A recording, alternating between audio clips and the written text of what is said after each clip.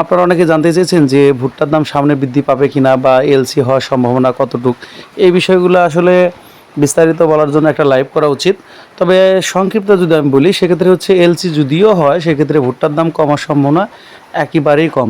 মানে বর্তমান যে বাজারটা রয়েছে এর চেয়ে ভুট্টার বাজার একটুকুও কমবে না, বরঞ্চ বৃদ্ধি পাওয়ার সম্ভাবনা 90% রয়েছে। এখন যদি আপনার ভুট্টার মান ভালো থাকে, ভুট্টা যদি পোকা না ধরে থাকে, সেক্ষেত্রে আপনি ভুট্টাটা রেখে দিলে অবশ্যই ভালো একটা দাম পাবেন।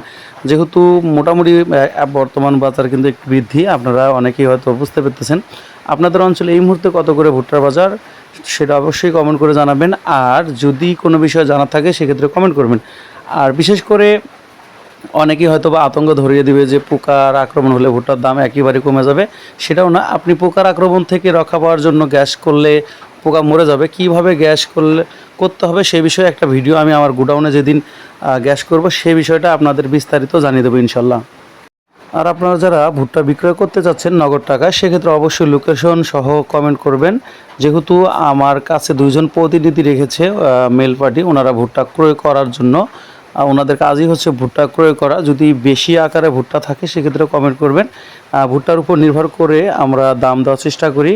তবে আমি আবারও বলবো, যেহেতু অনেক দিন রেখেছেন, যদি পোকার আক্রমণ না হয়ে থাকে আর কিছুদিন অপেক্ষা করেন, দেখেন আমার মনে হয় ভালো কিছু একটা আশা করা যায়।